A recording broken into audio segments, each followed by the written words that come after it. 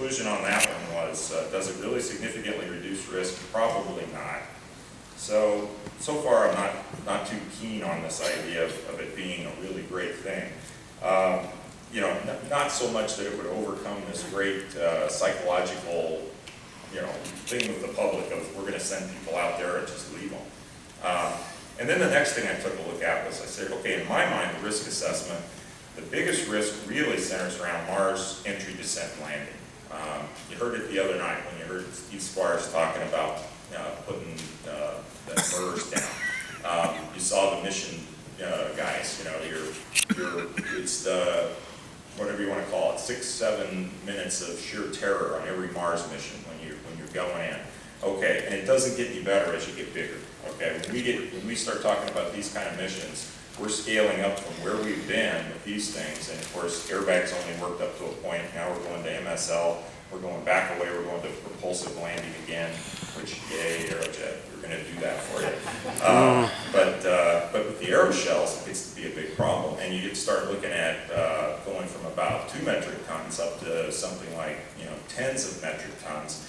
We're not even sure we know how to do it. Okay, the whole little scenario that you see down here of, you know, the parachute, first the aeroshell, you know, the supersonic, hypersonic really coming into Mars, the parachutes, and then the propulsive landing works fine up to a point, but we're really shingling out over the fog now, folks. When we start talking 10+ metric tons, it's a very different atmosphere than what we're used to dealing with. So that's a big risk item. And I mentioned on here that Design Reference Mission 3.0 had chunks of stuff that were going to be dropped down that were about 60 metric tons. So just to recap, why would anybody propose this crazy idea of a one-way mission? The biggest thing I see is it's the barrier to entry. We really think, and all have, that Mars was the next logical step beyond Apollo, starting back in '72. Yet, we haven't gone. We've got loads of paper and no mission. Okay, so what we all want is to move beyond plans to action. We want to see people on Mars in our lifetimes. So this seems to be a way of removing some of the obstacles, and that's why these guys are looking at it.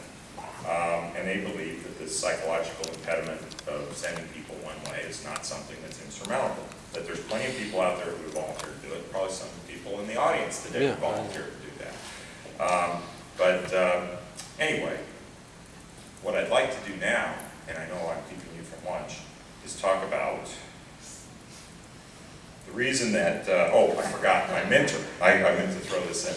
The idea of lots of paper and still no missions. This was a quote I had to put in. Bob Sackheim, bless his heart, he came up with this a few years ago, and it's been true in my 20+ years in the business. We're constantly doing studies and studies and studies of new launch vehicles because we get to these very ambitious missions, and we figure the only way we can ever do them is to design some great new launch vehicle.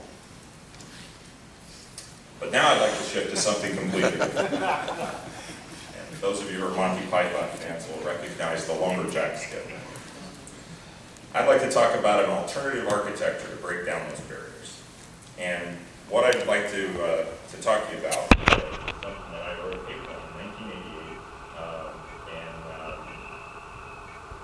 In 1988, we thought we could do this, but we had a lot of technology challenges. I was working on something called MPD thruster in those days, and that's what this guy was. But the idea is nuclear power plant, that's a radiator, just a big truss, something like a space station truss.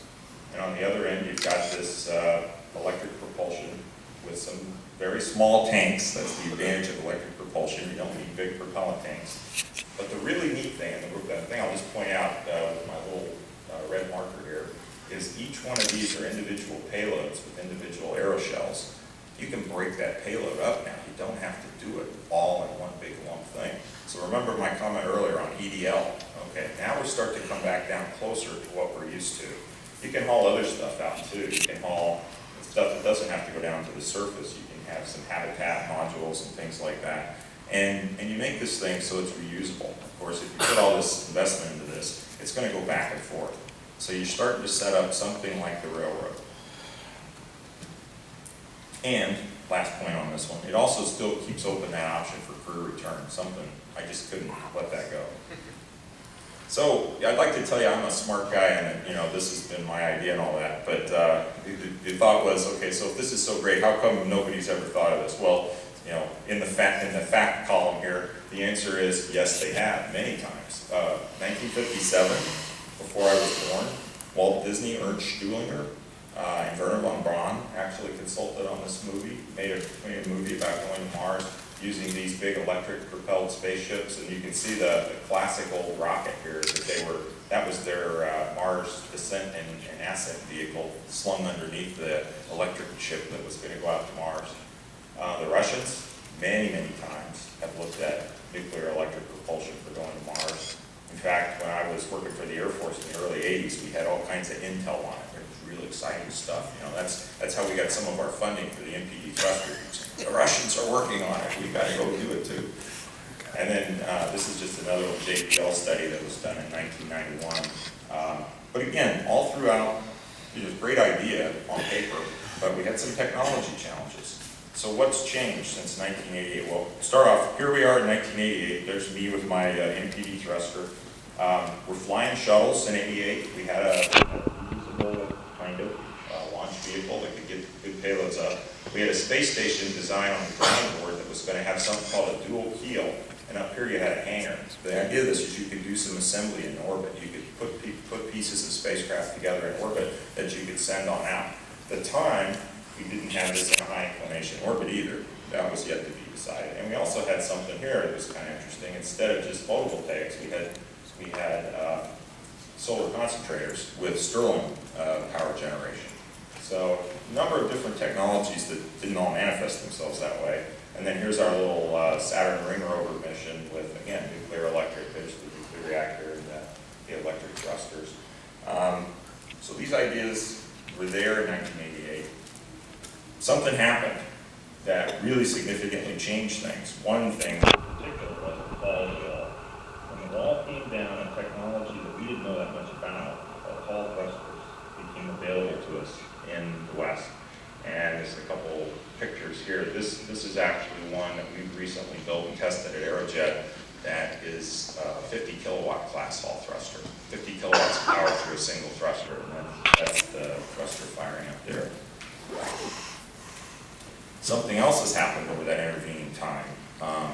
Commercial people have developed very high-powered satellites that are now over our heads in orbit. These are a couple examples of ComSats that are now up to 25 kilowatts. They're working their way up toward 50 kilowatt power sources, all from solar panels. And these use electric propulsion routinely now. We've got something like 200 electric thrusters flying on ComSats right now today. And that's been over the period between like 1983 till today. We've eventually crept up on that type of target. We've also proposed and looked at, again, the idea of a nuclear electric system. This was JIMO back in the early days of the exploration program, the Project Prometheus. This got a little ways along and then got sidetracked when the decision was made on Constellation to focus on some more near-term things. And we built a space station, which has something like 70 kilowatts of power. So a number of power technologies have been just significantly advanced in the intervening time frame. We're getting better and better at this stuff. And the implications for the mission design of the Hall thruster and the power technology are that now we know how to do it. And what I wrote in 1988, it was all pretty conceptual. I had a laboratory thruster. I didn't have a power distribution system that would really work. All those programs that I showed you just on those previous pages have been working on that technology, and it's there. I mean, it's flight-type technology now. We're in a scale-up mode. We're not quite to a megawatt level, but we could get there. So that, and something I came across when I was getting ready for this talk, there was a 1988 study done by NASA's Office of Exploration that really intrigued me. It's got an excellent overview of mission options.